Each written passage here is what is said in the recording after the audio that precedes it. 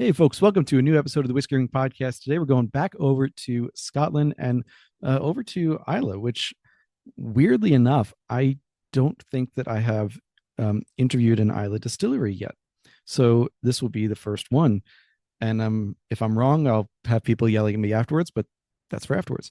So, to talk about Kilchoman Distillery on Islay, we've got James Wills. He is part of the founding family, the one of the founder's sons. You'll he's got he's had one title for a long time, but he's the person you're probably going to see worldwide at events and one of the faces of the brand. So to talk about it, James, welcome on. Thank you very much. Good to be here. Absolutely. So as I told James just before recording, we're going to skip a little bit of the origin story and have the history kind of interwoven. But just to set a little context, so Islay, it's kind of synonymous with peat in their whiskey, with several other things that are have become synonymous with Scotch more broadly in whiskey. But we're going to dig a little into that. So just setting the landscape. Islay, it's about 40 miles across, 20 to 25 miles north and south. Kilchoman is on the far west side of Islay on the peninsula, but just at the north tip of the Rins Peninsula. It's like kind of mainland, kind of peninsula where those two meet on Rockside Farm, about a mile or two inland from Mockyer Bay on the west coast. For other fans of other Islay whiskeys, is on the other side of the peninsula from places like Bruichladdich and Port Charlotte. You've got high winds, sea spray in the air, not a lot of trees because of those winds. But perhaps most annoyingly, you have geese. And I wanted to start there because it's just a weird Islay only thing. And I thought it would be interesting to start. So geese, they've been not quite a problem per se, because they're protected. So you can't call them a problem, but something to work around. We can call them a problem. We can call them a problem. Okay. Start off with that story. Yeah, well, so it's not unique to Islay or unique to Kilchoman necessarily. It's because Kilchoman is both a farm and a distillery, so the geese are a very destructive um force, if you like. Four geese will graze as much ground as a sheep, roughly. And you Wow. get about 50,000 geese coming to Islay every year. And added to the fact that they eat a lot of grass, they also they don't. This is a strange place to start, but yeah, they don't cut the grass when they eat it. They pull it up by the roots. So they pull it up with their bills rather than like a cow or a sheep where they'll cut it with their teeth. Um, the geese just pull it up, and so when we come to sow our barley, we do it in the spring, and we have to wait for the geese to leave. So the geese are migratory. They come to Islay for the winter, and then they leave in the spring. So we have to wait until they leave until we can sow our barley, so that when the green shoots come up, they're not just decimated by the geese, because it would be, if the geese came onto a field and you had lots of nice green shoots of barley coming through, that's just, and it's not a case of like when they eat grass, because that grass is only going to get a couple of inches high and only going to produce so much nutrients. A grain, a seed of barley will eventually turn into much more than that. So we need to wait, and I've sometimes said that if you come to Islay in the spring and you hear sort of gunshots and a sort of English sounding bloke swearing and hooping and hollering at geese, then that'll be my dad. He's he's not shooting at them to kill them, just to clarify. He's just kind of scaring them away. Yeah, because they're protected to an extent, so we they can be controlled. The numbers are controlled, but yeah, it's not really in our hands to do that so much. So he's just scaring Yeah. them. I think the first came up in just looking up in Mike Billett's book Peat and Whiskey. I was like, that's a different problem to have. So I don't know, yeah, it is a weird place to start, but it's all sense of place in a way. So as you said, due to the geese, you're planning 6 weeks behind the mainland. Um, So that in itself is going to have a little difference on the growth of the barley, and we'll get into that in a little bit.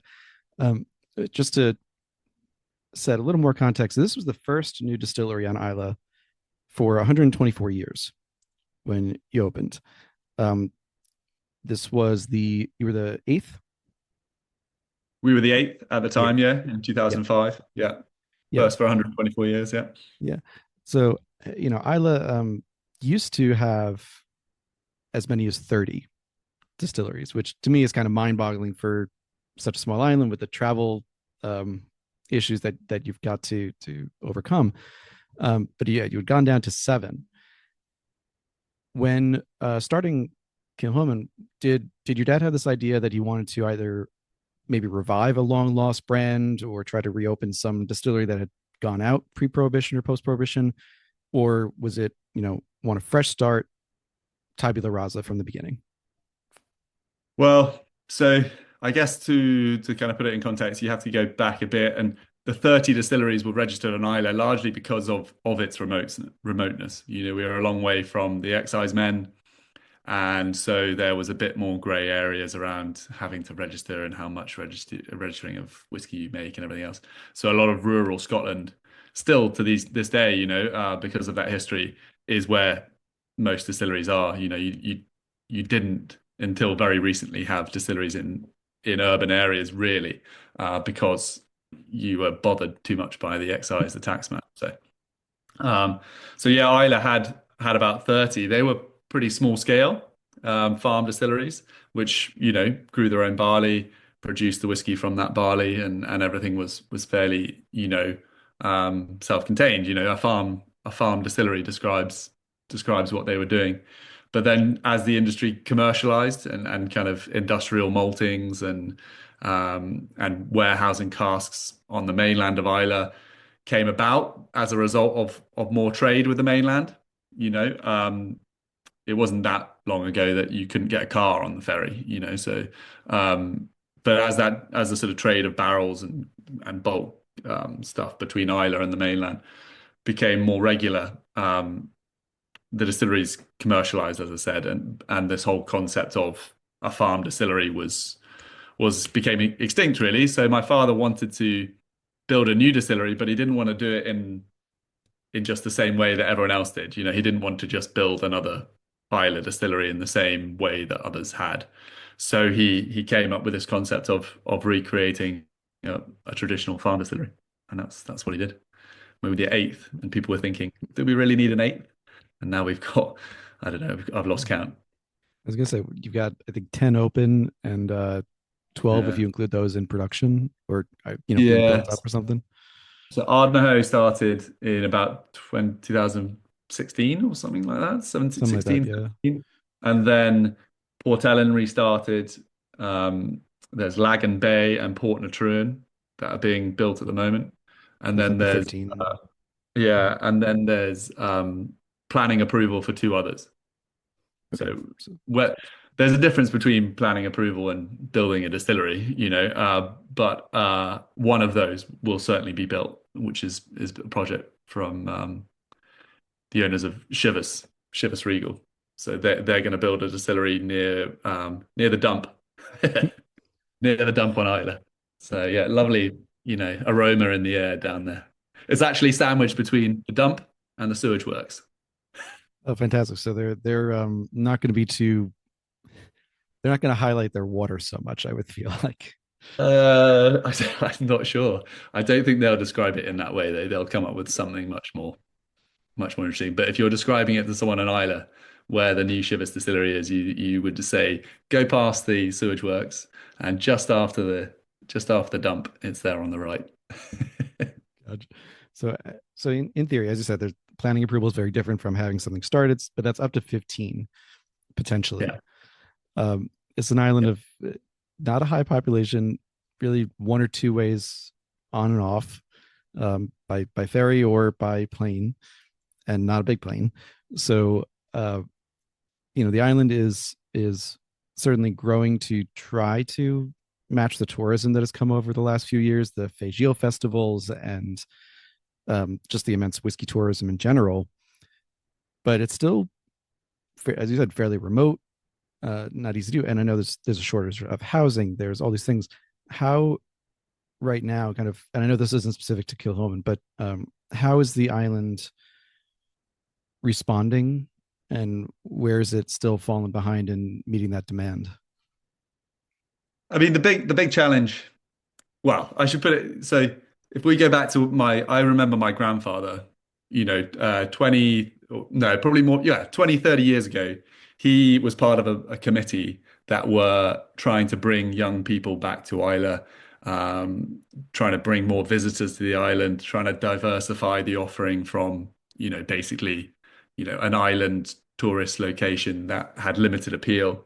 Um, since then, the distilleries and whiskey tourism has taken off, so with that has come a lot more visitors. It's come a lot more, um, money. It's been a good thing. It's been a good thing for the island, and then with the expansion of the distilleries as well, that's created more jobs and everything. So, about probably 5 or 10 years ago, well, less than about 5 years ago, it really kind of reached breaking point a bit.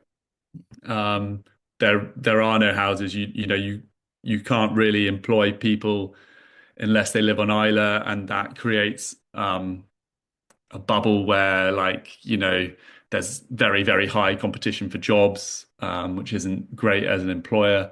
And then as a resident of Islay, there's um, extra pressure put on the ferry service and the flights in that you can't get bookings when you want to.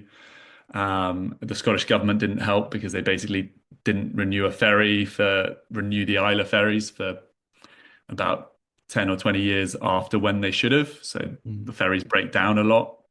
So as a as a distillery on the island, as a family that run a distillery on the island, we feel those pressures, both in terms of employing people, keeping people, uh, getting whiskey off the island, getting barrels and malt onto the island. We and so it's improving, but not fast. And then as residents of the island that have nothing to do with the distilleries necessarily, maybe you're a retired couple who live on the island or what have you, you see another distillery being built every year and you go, really? Do we really need that? Is the island going to benefit from that? So that it is still overwhelmingly positive. People's view of the whiskey industry is still overwhelmingly positive on Islay, but it comes with a bit of a caveat now. I don't know if I explained that very well, but I've Oh tried to yeah, give kind yeah. of everyone's perspective. But yeah, No, it's very useful. We recently spoke to Isle of Harris distillers yeah, on the Outer Hebrides, so that similar problems. There's in any of these more remote locations, there's the similar problems of how do you get people there? How do you get people to stay there? Is there enough housing for them? Are there enough jobs? Or conversely, is there such competition for jobs because you can't get people? These things tend to echo from place to place. So I like to highlight those echoes as themes, if you will, that go yeah, throughout. yeah. And Uh, to put it into context, it's a 2 hour ferry to Islay. So it's a 2 hour ferry to Islay, and then it's about a 2.5 hour drive to Glasgow, which is the next major city. So it's essentially a day trip to get to Islay and a day trip to get back. Yeah. right, and that's assuming, as you said, the ferry hasn't broken down or some other delay hasn't happened. Yeah. Um, yeah, We had a so terrible ferry captain recently, and he almost got he was sort of chased out of town because he refused to go in, like, he refused to take the ferry out of port, even if there was like even what we would call like a very mild breeze, which is like 20 miles per hour, and he wouldn't do it. So there was uproar about that. But anyway, got to be harder than that. Got to be stronger than that. All right, so focusing in on Kilchoman, um, so you and I, quote unquote, met. Or I first got to hear you speak at in August 2024 Drammers event. This was a virtual event. It was really great because it was post Fagiel, and Charlie, as he is know what to do. Brought in some really crazy bottles. I think you may help brought in a couple as well. So, but there were just so many that I'm not going to go through all of them on the podcast today, just because that would take up the entire time. But I'm going to reference a couple of them. But the first thing I want to talk about is the barley. Being a farm distillery, having that as your core ethos, if you will.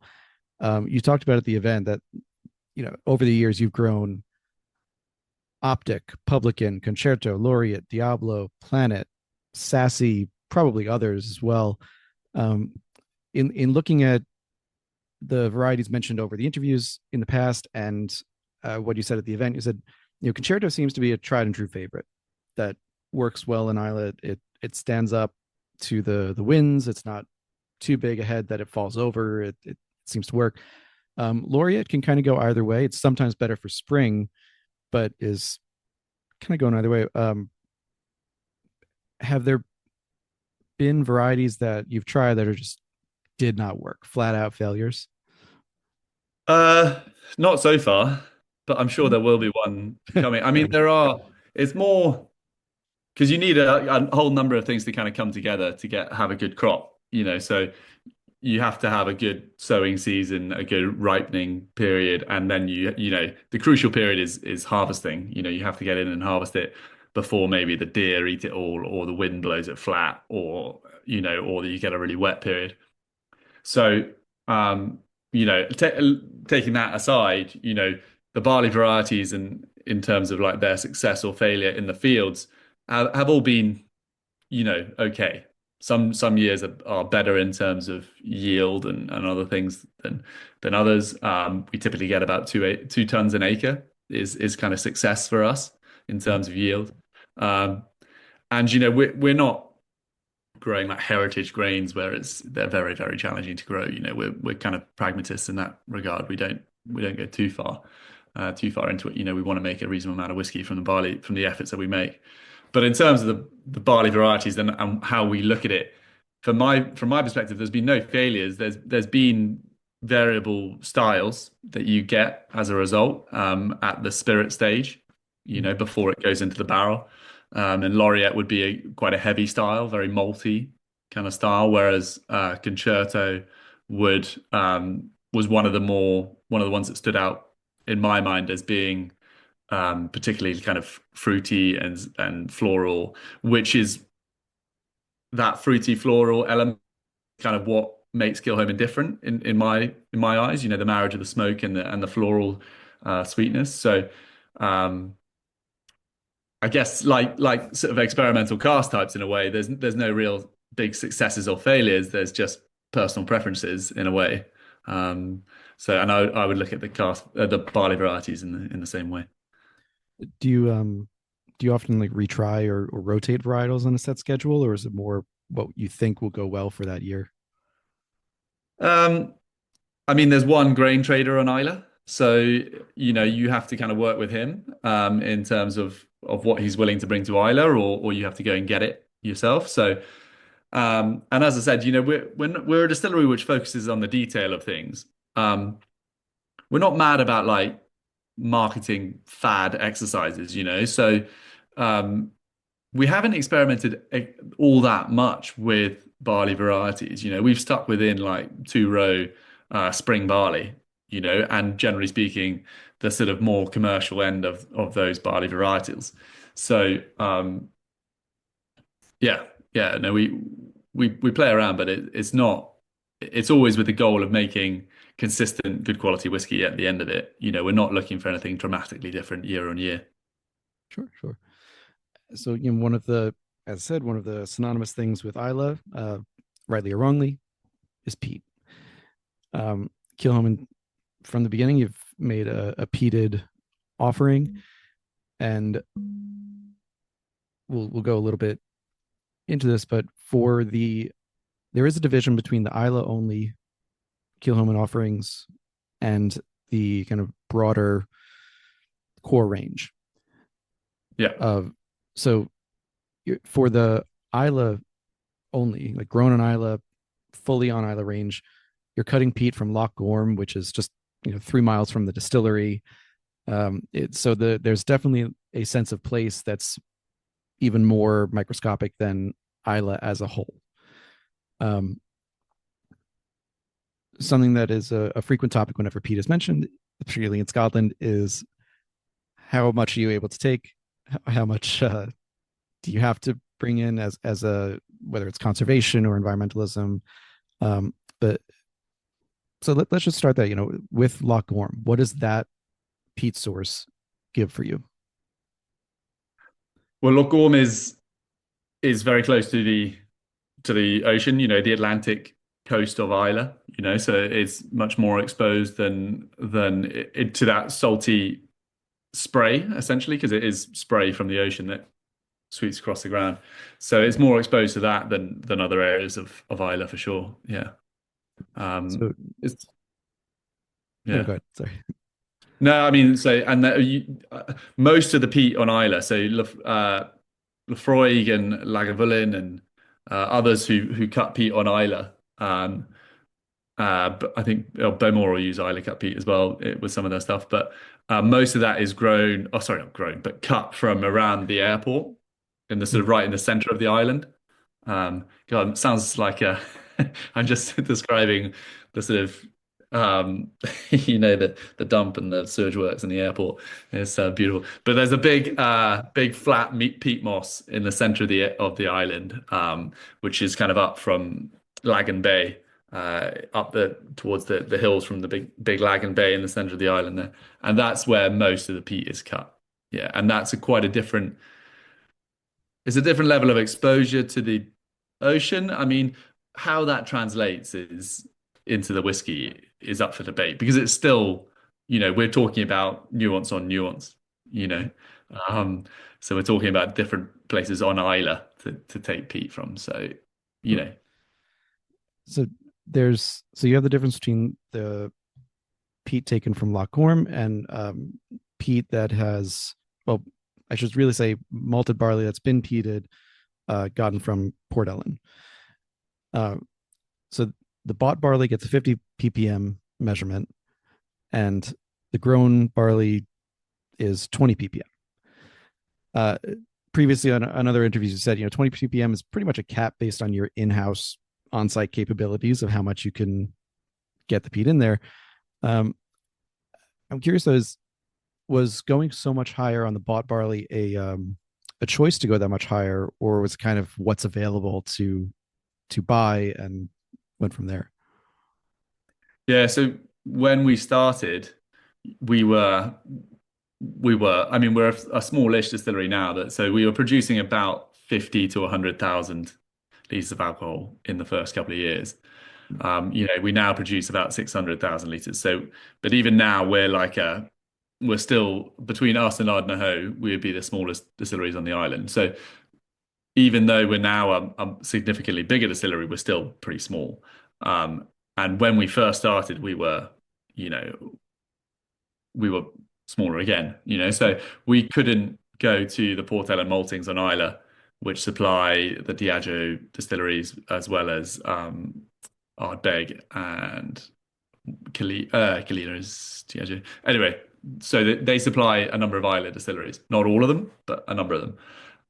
We had to choose someone else's specification of barley, essentially. They wouldn't peat a malted barley to our specific level of peating level, whether it might be 65 or 42 or whatever it might have been. We had to choose essentially someone else's specification. So we chose 50 ppm, which is Ardbeg's specification. I think they say it's 55, but yeah, it's essentially it's the same. It was the same. 2 tons went to Kilchoman, 25 tons went to Ardbeg. And it was essentially the same. But people talk very precisely about peating levels with malted barley, but also in the finished whiskey. So if you talk to the maltings, the manager at the maltings on Islay, and you look at the contract we have with them, they supply our contract with them would specify anything from like 35 to 60 ppm, and the average being 50, essentially. So as with all things in Scotch whiskey, we can get slightly carried away with like things being absolutely precise when then it's not quite the case. I And think my like we internet talked might about be a bit before, dodgy. Is that's it? no, that's fine. And like we said before, that's the grain ppm. That's not what's coming out in the final whiskey. That can be as little as 10% of the ppm at the final product. So um I know you said Yeah, the distillers are getting yeah. some of their peat from Islay. There is kind of a not so secret in the industry that as consolidation happened and as malt houses closed, even on Islay, there's plenty of peated barley that's using peat, not from Islay, but more so from mostly Aberdeenshire, excuse me, on the mainland. Um, Even if the end product, shall we say, like a bottle of Ardbeg, Lefroy, what have you, is identifiably Islay style. Um, that's to say, do you what are the major flavor differences that you find in the profiles between the in-house 20 ppm versus the bought 50 ppm? Uh, so the barley we grow, and goes into the 100% Islay range, so the ones with the either clear or kind of speckly white labels. Um, that barley is grown and then malted using Islay peat to 20 ppm. And then essentially, as you say, we produce a separate style, which is made from malted barley, which is grown on the mainland and then peated on Islay using Islay peat, but peated to a higher level. So the difference is between the barley is where it's grown and the level of peat that has been imparted into it, So, um, but you get things in each one that that are unique to it. So the 100% Islay is very oily. It's more volatile to distill. So it tends to have a higher husk to flour ratio. The barley Mhm. grains are flatter, so you get less. The ratio between the flour and the husk is much um, higher, I guess. And then no, sorry, it's much lower. There's more husk with the Okay. barley that we grow on Islay, and then the barley that comes in from the mainland is in more suitable, essentially, barley growing areas of Scotland. So it's bigger grains.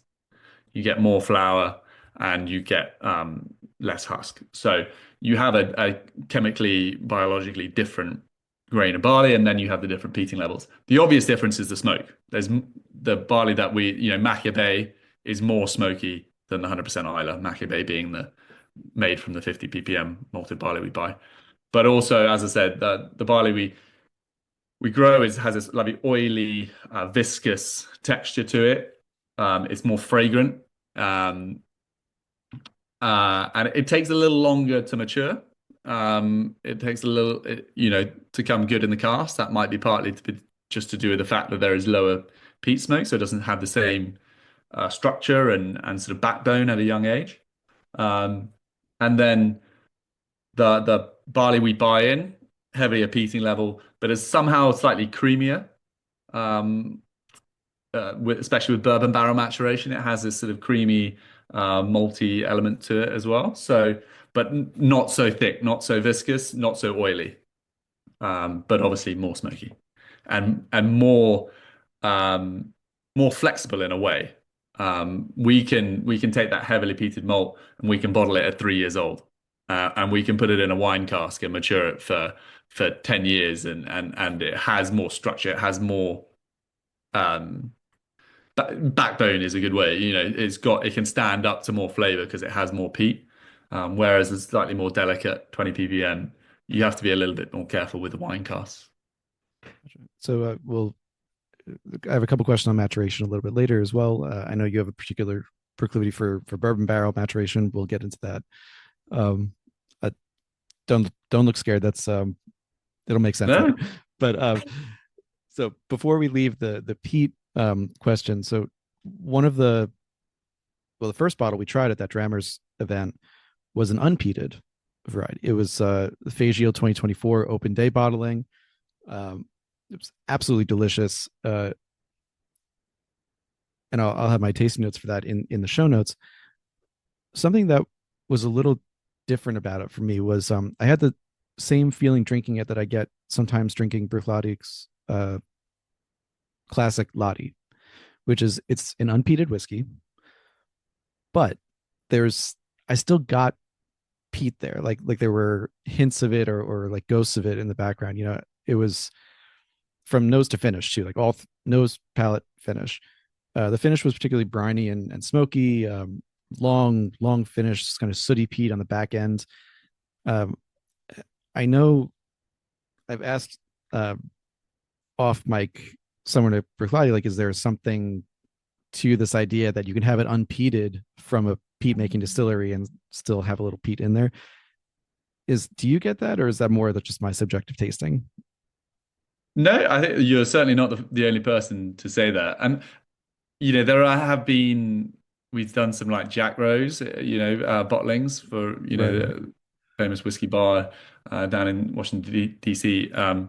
We've done some single casks for them in the past, which have technically been unpeated. But I mean, I would say that smoky element is coming from the equipment, residue within the equipment, essentially.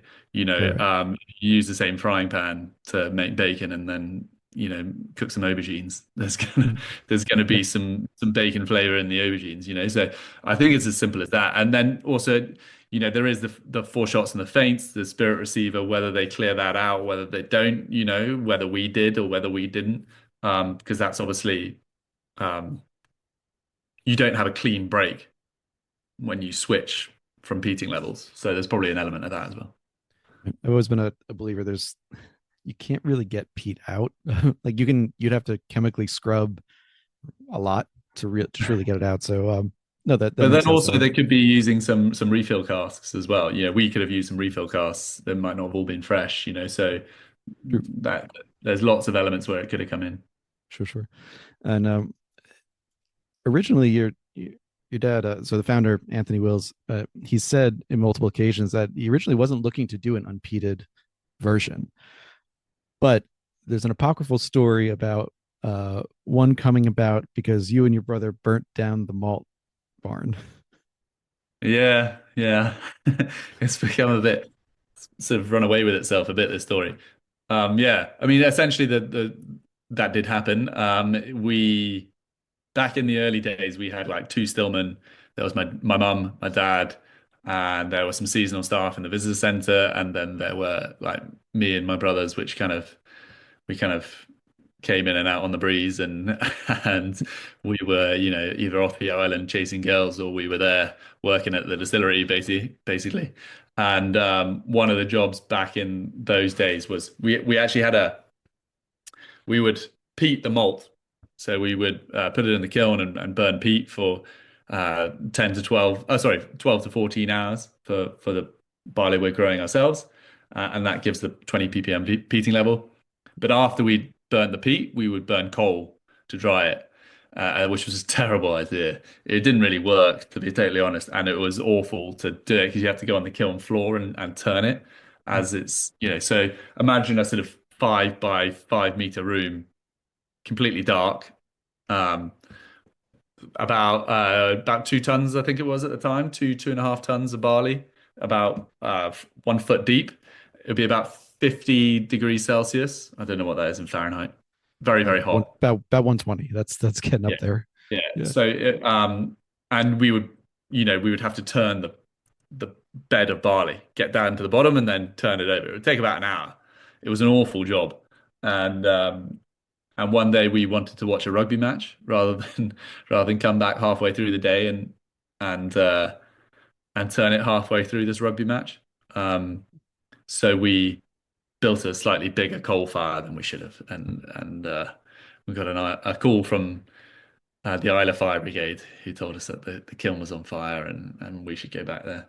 Um, it was a particularly bad day for my dad because he's an Englishman. My mum's from Islay. Her family's from Islay. She's a Scots lady, and So when England plays Scotland, it's quite a big deal. And at that point, Scotland hadn't beaten England for about 10 years.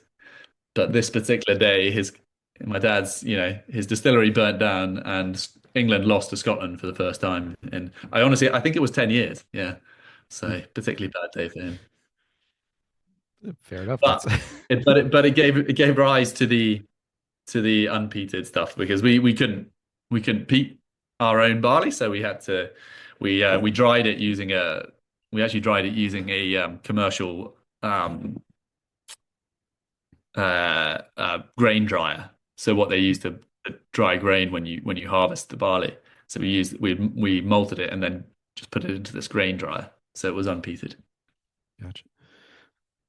From the peat, move on to production. So you said you've increased production over the years. You started with between 50 and 80 LPA, 50 and 80,000 LPA, excuse me. Now up to a little over 600,000 LPA. But you've made it clear in other interviews, like it's never at the expense of fermentation time. You've added more washbacks as needed to allow for fermentation time to continue being what you want it to be, which is exceptionally long fermentation for Scotch whiskey and even for Islay whiskey. In 2017, I think this was on One Nation Under Whiskey, your first visit there, said the minimum was between 100 and 120 hours for fermentation. On the website, you're listing it at about 90. I know that's not a huge difference. I know it's a nerdy question, but where are you at about now? It's still 90. It's Okay. 90. 90 is probably what we've been at since, I don't know, probably at least 8 or 10 years now. Okay. Um, we it was so initially, probably where that's come from is we would have where when we weren't producing 24/7. So if you're not on a continuous cycle and say you stop for night shifts or weekends, you Mhm. then have certain batches that have a longer fermentation. So you might, probably what I was quoting there was, up to 120 or something like that, Mhm. which was the fermentation that we had if it went over the weekend or however it worked out. I guess it was maybe a Monday shift or late shift, and then it went over the weekend and was still on the Monday or something. So yeah, that would have been maybe. But we've always tried to, yeah, we've expanded a sort of number of times, I guess, but we've always tried to maintain exactly what we're doing, and not compromise on that. Right. So with 90 hours, you're getting almost 4 days, 4 full days. You're getting the normal esters, but you're also getting that secondary level after a lot of the yeast has died, cooled off, of the fruitier esters. And as you said, that's the light fruity style Yeah. that you want the new make to be. Um, are you still using mostly Maori yeast? Yeah. Yep. Yeah. Very, very little has changed since Jim Swan said do it this way, and my dad said, "Yep, okay." Hey, no reason to change what's broken. What isn't Yeah. broken? There we go. It's worth asking how many because you have your own malt floor. Uh, how many other distilleries in Scotland, let alone on Islay, still have their own malt floor? It's got to be very few. I think it's 8. I Yeah, don't know exactly because new distilleries keep on popping up and doing experimental batches and other things. But I think, sure, sure. um, I think it's 8. And I could try and name them if you like. There's Hey, that Springbank, that's a challenge up to you. That's okay. Springbank, Balvenie. I mean, well, let me start on Islay. So Beaumont, Lefroy, um, Kilchoman on Islay. Lefroy Lagavulin, I can't remember. Hmm. Anyway, there's 3 on Islay, I think, and then there's Balvenie and Springbank, but there we go. That's only at 5. I think there's 3 or 4 others, but I can't remember who they are. But yeah, it's very small number, and that's just a product of most of all of these older distilleries have old malt floors, but in the 30s, 40s, 50s, 60s, they would have just outsourced it to a commercial malting facility. Right, for sure. And again, for reference, we talked a little bit about that with Mike Bellett back episode 174 with Pete and Whiskey about that consolidation. Um, this is a super nerdy question about your fermentation. So I read that you wanted to keep the fermentation at a relatively colder temperature, since warmer temperature barley is going to produce less alpha amylase enzymes, so you're going to get less enzymatic activity. Oh, bloody Initially, hell. Here we go. you know. Um, What? You heard that about us, did you? yes. From who did you hear that from? Ooh, give me a sec. I will find that. Because neither me or my brothers have a sort of chemistry or biology degree or even a sort of like 13 plus qualification. So, Oh yeah, um, that's that one's from Kilchoman's own website on under the malting is page. it? Yeah, Maybe we, with okay. I in the mean, detail on the steeping cycles. yeah, no, I mean, Mm. it's true. It's just not something that I've spoken about or I've heard my brothers or my father speak about. So I thought it might have been someone, um, yeah. Anyway, I carry on with your question. No, that was basically the question. It's just something Yeah. fascinating to point out. I hadn't come across that before. There may be others doing it. Just no one has outright said it that I've seen. Yeah. I mean, there's so much to talk about in terms of mashing, everything that brewers do, a lot of people put emphasis on distilling and the distillation process, but there's so much that goes on around it, you know. So, the mashing and fermentation is very, very important and we do specific things and are aiming for a specific product as a consequence of what we do. So yeah, the clear worts and the cooler temperatures initially, obviously that builds up as the activity increases with the within the washbacks. Um, but the end goal for us with everything we do is having is balancing the smoky character with clean, fresh, fruity character as well. And so our 90-hour fermentation isn't actually it's long and it's roughly double most other Islay distilleries, but a lot of mainland distilleries, particularly the new distilleries, they really focus on long fermentation and getting a very, you know, fruity spirit as a result. But for us, we want that heavier, earthier element in the whiskey, but we don't want it to go, too far. So that one way of kind of tempering down that influence from the peat is to have that longer fermentation. And do you temperature control the washbacks then? No, no, there's no temperature control. So distilling in the summer and or brewing in the summer and brewing in the winter is different. It behaves differently. Where you have warmer water, you will well, sorry, actually, no, because obviously it's temperature controlled at the initial stage. Later on, I think it'll be less of an impact on fermentation, but water temperatures are an impact more on distillation and cooling of distillation. It can be that's that's where things are affected in the summer months. Gotcha. So in a weird departure for this podcast, we're going to almost skip over the distillation point a little bit. I'm not entirely sure, to be honest, why I am doing so in the outline, but that's just kind of how it happened. But I really want to focus a lot on the maturation and the products you've got. So yeah, we'll move over to that. So and this is so at the Drammers event. This is where I'm getting this from. You said that you like bourbon barrel maturation because while you use sherry, um, sherry can add, but it can also take away. And this is I don't know who asked this question, but it was specifically sherry you mentioned as something that can add but take away. I'm curious to hear what you may have meant by that, and if that applies to other cask types as well. Yeah, so what I mean by that is like so you have the natural character of the distillery.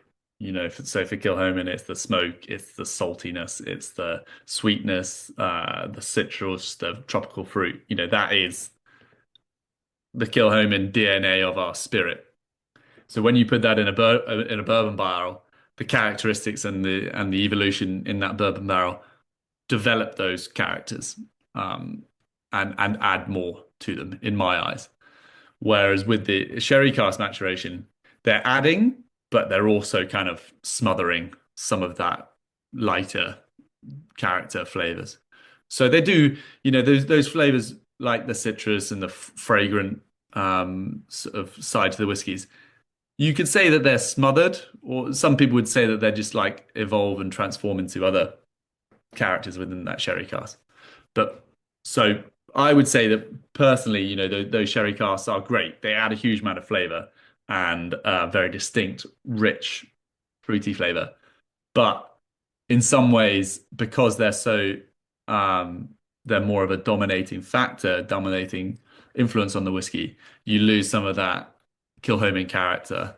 And I'm very nostalgic about my whiskey. I mean, I pretty much pretty much entirely drink Kilchoman. I don't know whether that's a good thing or a bad thing. I just enjoy drinking Kilchoman more than I do other people's whiskey. Not that I don't enjoy their whiskey, I just enjoy drinking our whiskey more because I take more from it. Um, and whenever I drink Kilchoman, I'm typically leaning towards a bourbon barrel maturation. I look, I can't argue with the results. The 2023 Makir Bay cast strength was one of my favorite pours of that year. Oddly enough, I am without a Kilchoman bottle at the moment, which is weird. The closest thing I have, oddly enough, is a Bruichladdich Rockside Farm bottle. um, but no, I really have enjoyed. I mean, we tried I think 10 pours through that event with Drammers, and there wasn't a like a clunker among them. They were all really, and none of them were even kind of met. They were all really solid. Some of them extraordinary. So I can see what you mean about, and one of the ones that we got to taste was one that was kind of as close to new make as you can get with still being a finished product.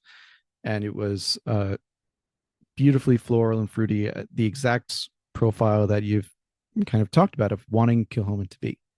So I understand that want to not lose that profile. Uh, so there was this is another really nerdy question. But your second visit to One Nation Under Whiskey in 2019, at this point, you're getting close to having more 10-plus-year-old stock. And you mentioned an evolution that really piqued my interest. So you've got this new make that's light, fresh, floral, fruity, tropical fruit.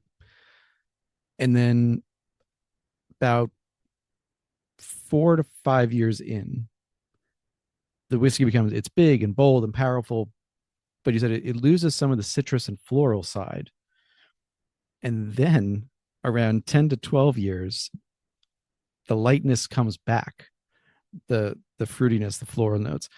Do you have any kind of guesses or explanation as to why that wave happens of having that flavor, then it getting subsumed and then reappearing later on? I mean, I in terms of the chemistry, the science of it, no, I don't try and understand that to a certain extent. I just enjoy the results of it and try and learn in what scenarios it happens and what scenarios it doesn't. But essentially, like to me, and others would disagree, whenever I talk about our whiskey, I hear my sort of dad on my shoulder saying, "That's bollocks. Are you talking shite?" But essentially, for me, the peat. If you taste our new make, on before it goes into the barrel, as you said, as you described, very light and floral.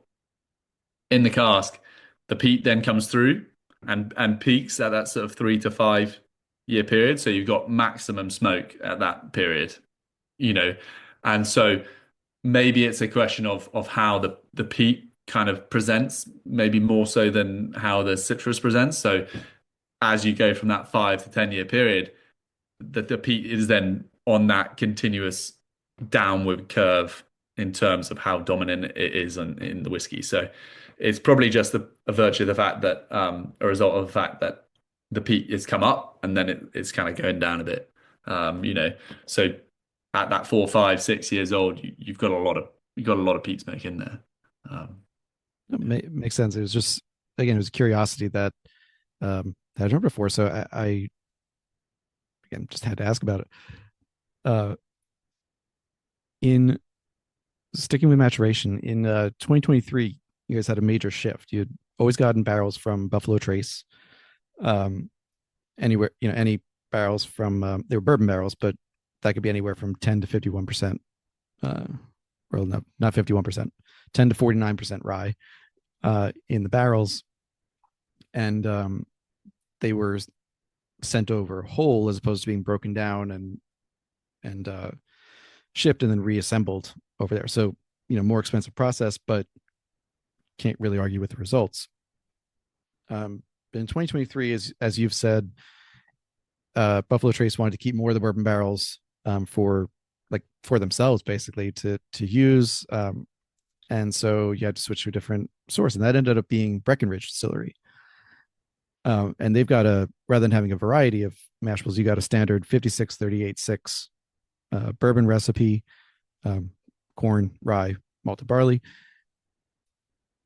With that, it's only been a couple of years. First question I had was, does Breckenridge also send the barrels over whole? well, the Breckenridge thing lasted all of about 8 months, 10 months. Oh, well, okay, that changes So, the questions then. Yeah. yeah, I mean, so essentially, yeah, the supply of bourbon barrels became under massive strain in 2023 because that was the peak of, COVID craziness in terms of like, demand for premium spirits. So, and everyone in Scotland was producing at maximum capacity.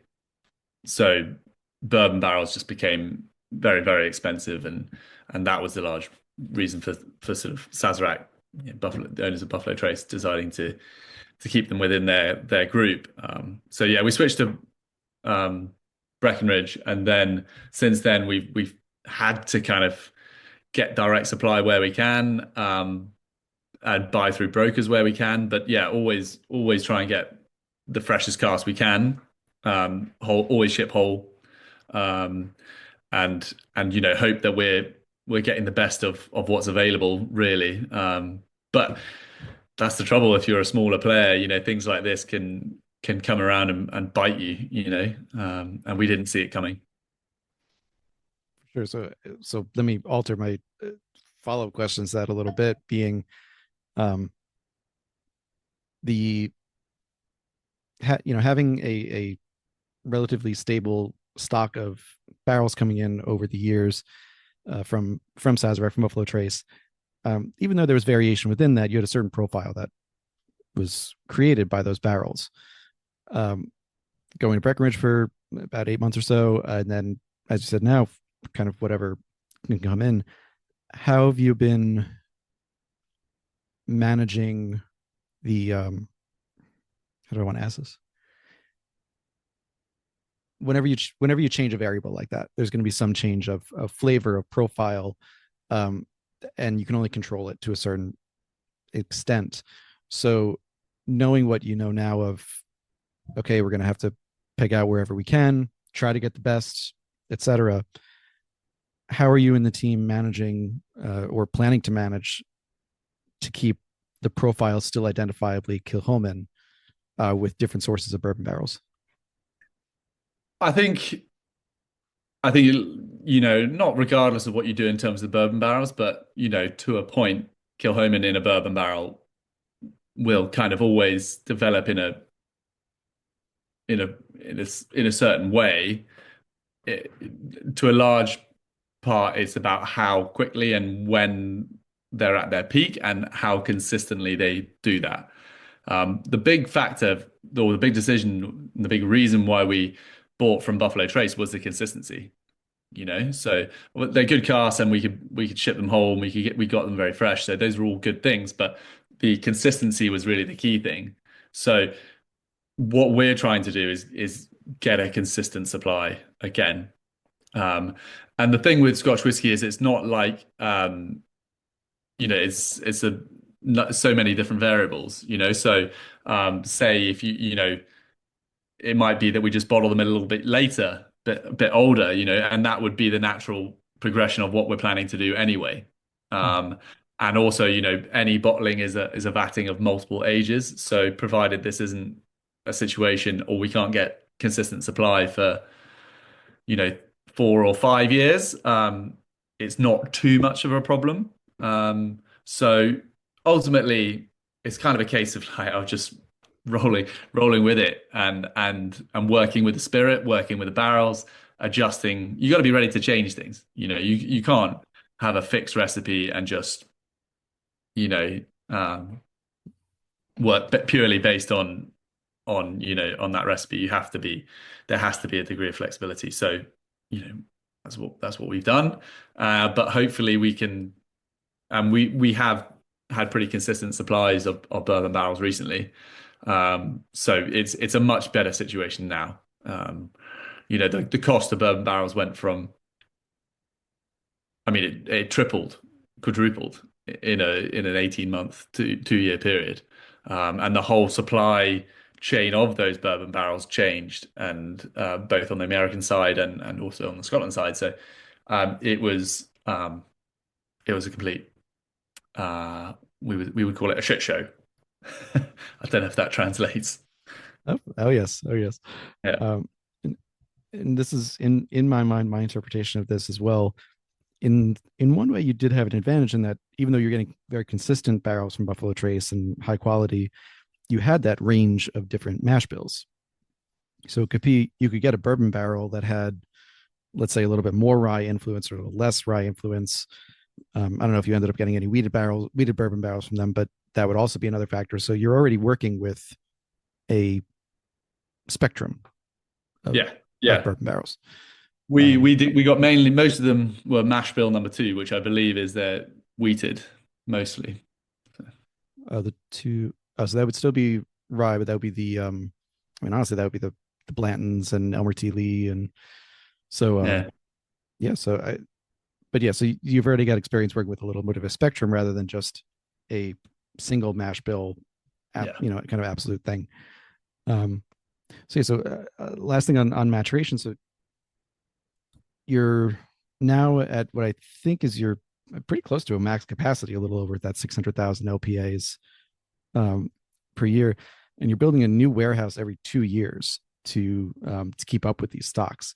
So I'm seeing, I think there are about 8 at the moment, if I've counted right, using a mix of dunnage and rack, earth floors. The newer warehouse could do up to 10 high.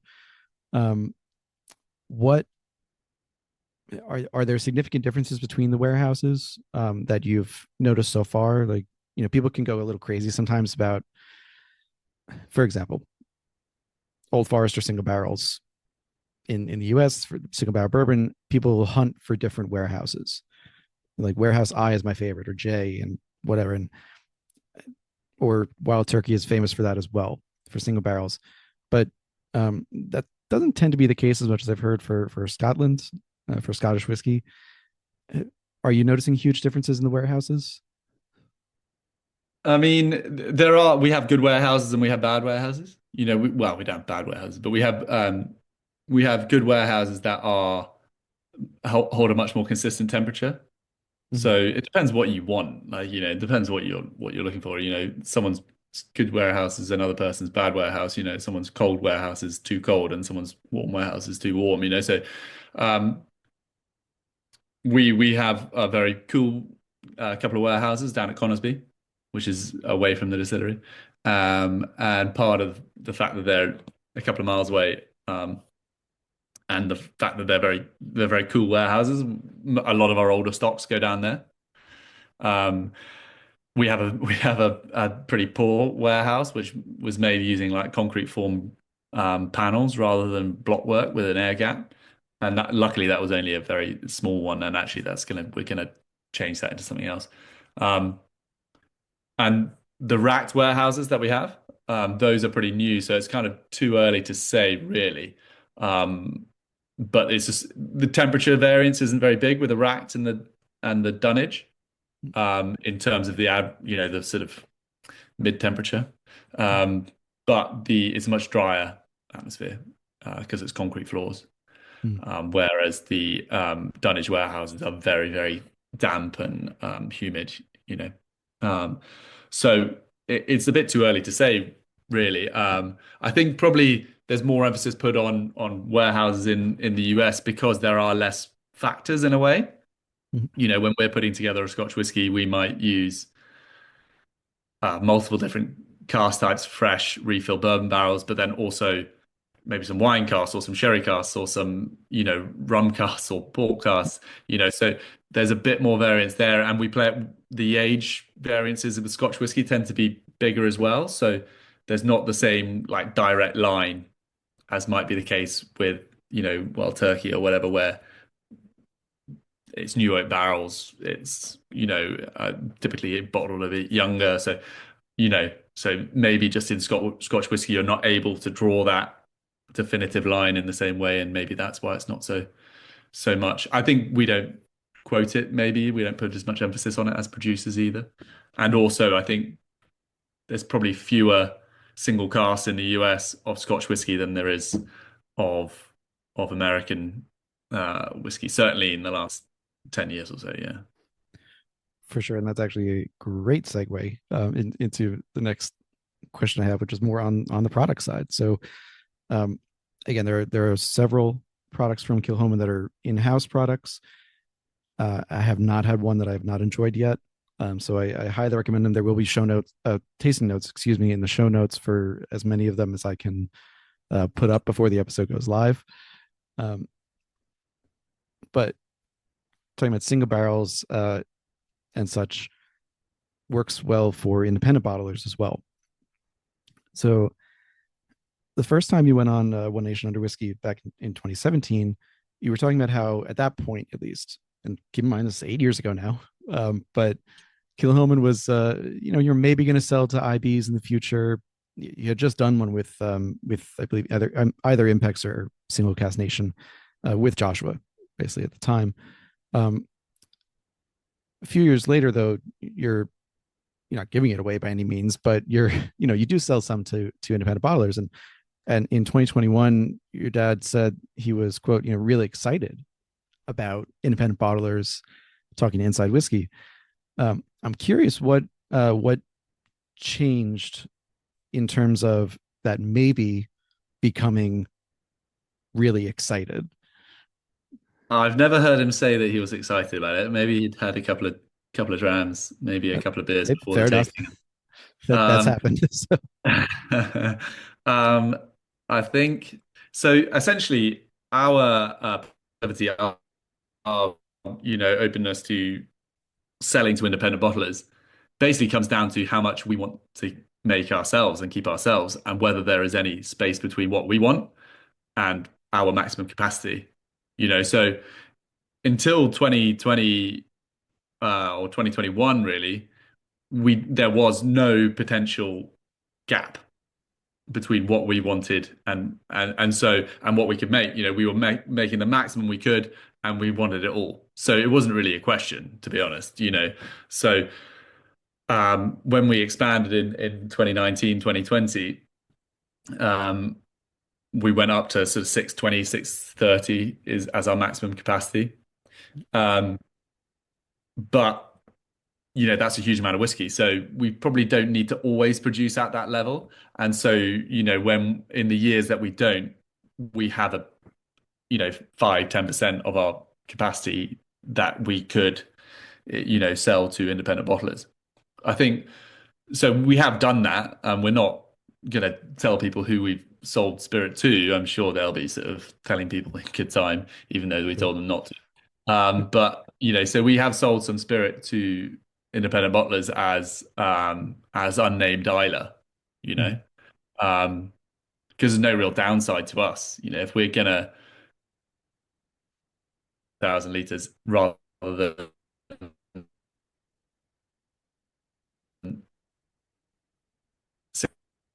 640,000 liters next redundant, so we don't want to do that, and we the only way to do that and do it in a sensible way is potentially to sell to independent bottlers. So, yeah, we have done that. But you won't see Kilchoman as the name distillery. Sure, sure. That's a it's a factor for most Islay distilleries, that independent bottle. Like Kalila is pretty much, they'll put their name on any of them, but others, Lefroy is not known particularly for putting their name on any independent bottlers. So no, but what is nice about that is if you can at least say it's an Islay distillery, and perhaps they'll put an age statement on there, because a lot of the independent bottlers do like to put an age statement on there, even if you guys don't for your core ranges. Um, I enjoyed that game of trying to figure out where it's from based on profile. And for me, at least, I enjoy the fact that Kilchoman is so unique in the Isla spectrum. Let's say they're the 10, including Ardenhoe, that are even available with independent bottlers. Uh, you can, if you know where to look, you can figure out maybe who's working with them with Kilchoman, and try to find some bottles that are from you guys. Because that's an exciting game for the consumer to do rather than for the Yeah, producer side. yeah, yeah. Uh, You know, independent bottlers do a great job, and my dad's background was as an independent bottler, so he sees what they do and values it, and he sees that they can do things just as well as producers, in terms of maturation and stuff. It's just a question of us wanting to maintain control over the Kilchoman name, and where it's bottled, how it's bottled, what price it sits on the shelf at, and everything else. We want to keep that within our remit. sure. So this is going back a bit too, but it'll serve kind of the same idea. It's a question of audience. Um, on both Kilhomania in 2014 and Whiskey Corner in 2015, so 10 years ago, granted. Your dad said that at that moment, the peat was popular in Europe and North America, but Asia had yet to be won over. Now, 10 years later, you've had enormous expansion, product launches, we've had COVID, all sorts of things happening. But just in summation, have you cracked Asia for Kilchoman? Uh, I mean, is it interesting? So in like 2015, we were probably sending like less than 500 cases to China. By 2022, that had become 5 or 10,000 cases, probably closer to 10,000 cases. Now it's back at 500 cases. So, so take from that what you will. I mean, we either cracked it and then they decided they didn't like it, or something else was at play. But essentially, it's still not an established, reliable single malt market. For peated whiskey, the Germans are crazy. Like Germany is our biggest market, and it keeps growing, and we're very very strong in Germany. And then Europe in general is a very mature market for Islay single malt in general. They so that's still the basis of what we look at as reliable. And the US, I don't know. It's sort of, yeah. If you stop buggering about with all the rule book, maybe we'll look at it as a bit more reliable. But everyone at the moment's kind of scratching their heads. No, that's completely fair. It's been described as 50 different markets, if not more than that, because like just in Yeah, New York alone, you've got the metro market, upstate market. It's yeah, even for domestic producers, it's a nightmare. For international producers, it's even more of a nightmare. So I hear you on that yeah, front for sure. I'm glad that we can get Kilhuman releases here.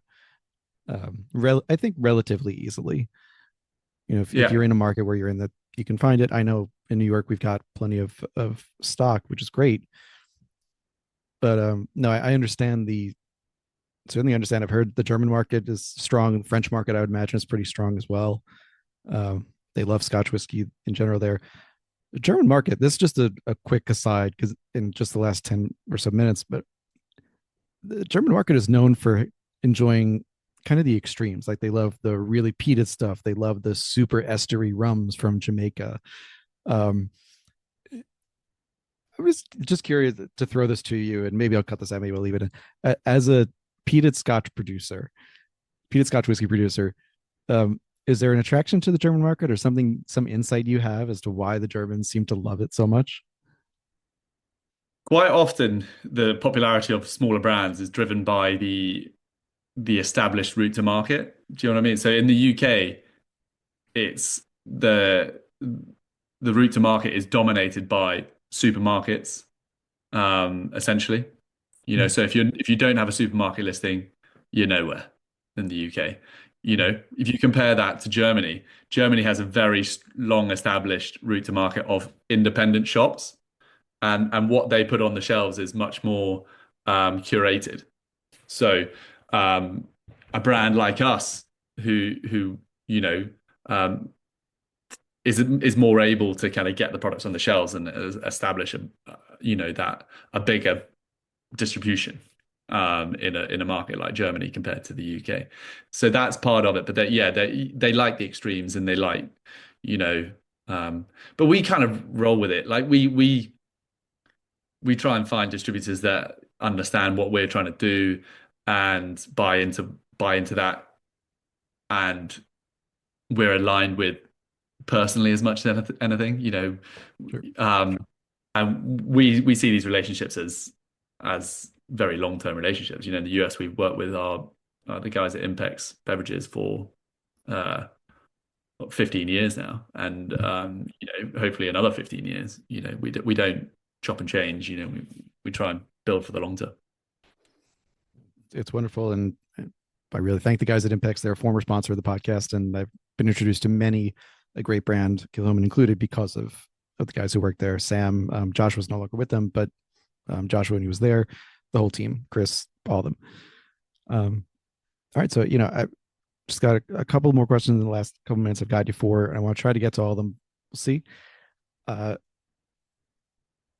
we kind of talked about the visitor experience in that towards the beginning. So maybe I'll skip that question, just go to the last two.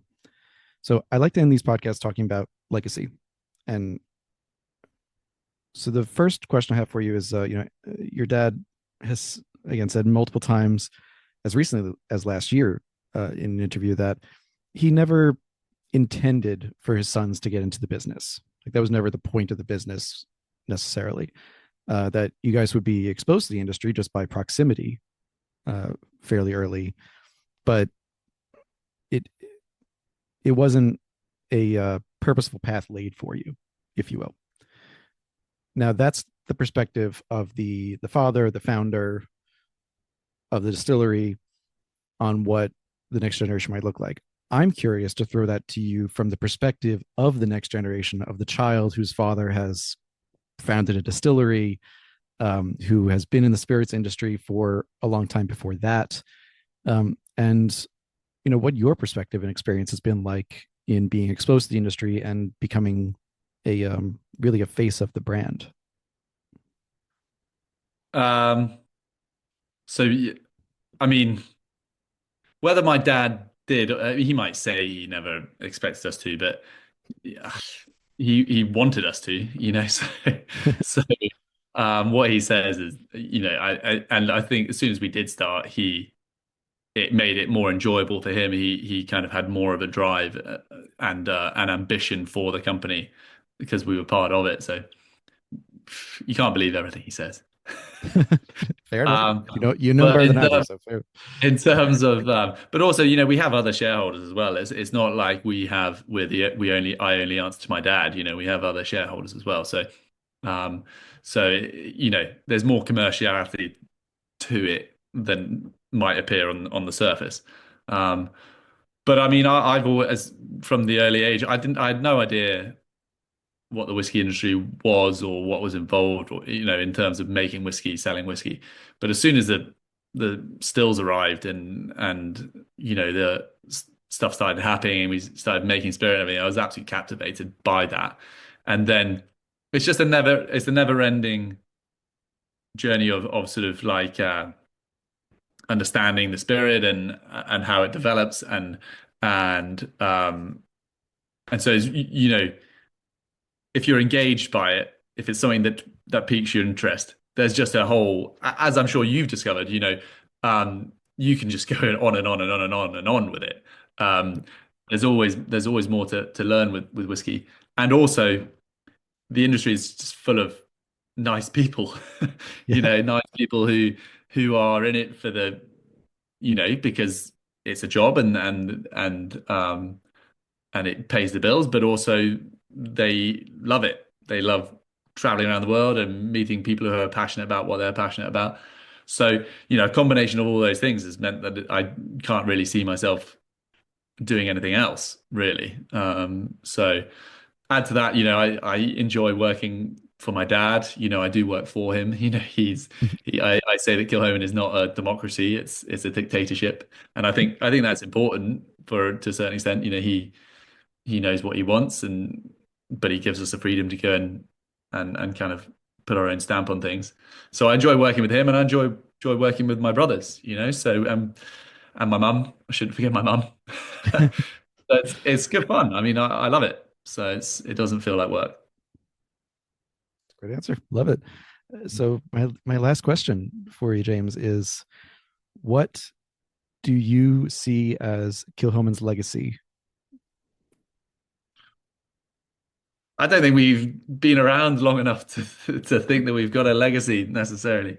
You know, um, I mean, I think in terms of if I think of it in the perspective of the 20 years that we you know um we're 20 years now and look back on that 20-year period, it started off very, very challenging. My dad's first 7 or 8 years of it was terrible. He did not enjoy it. It was a huge amount of financial pressures and everything. But then all the passion that people have shown for what he's done and in terms of the whiskey that he makes and I think the sort of maybe the way we go about it, I don't know really, but just generally the whiskey seems to really captivate people and the story and and what we do, that's the enjoyment for him, that's the enjoyment for me, um the fact that people come to Islay, from the US and they're there to taste our whiskey and look at our distillery, it blows my mind every time, So uh, that feels like something very special. And as I say, I don't think you can really have a legacy on an island where there's distilleries that have been around for 200 years. I think it's tricky to talk about Kilchoman having a legacy just yet. But my dad and my mum have done a fantastic job and we've got 45 people on Islay, so that's a legacy in itself at the distillery, full-time employees. So, yeah. And with the competition for jobs that you talked about at the beginning, that's no small feat. So Yeah. Yeah. wonderful. Well, James, thank you so much for coming on to talk about Kilchoman. This has been an interview I've really been looking forward to. I look forward to all my interviews, but this was one a long time coming, and I'm glad we can make it happen. Hang out with me for just a minute after I hit the stop record button. Yeah, of course. Yeah. So Yeah. once again, it's been James Wills from Kilchoman Distillery on the Isle of Islay, west coast of Islay. I really encourage you to try the products that you can find. There will be links to the show notes, as always, to where you can find them, and my tasting notes as well. Like, rate, and subscribe wherever you can. Thank you for listening to the Whiskering Podcast. I'll see y'all next week.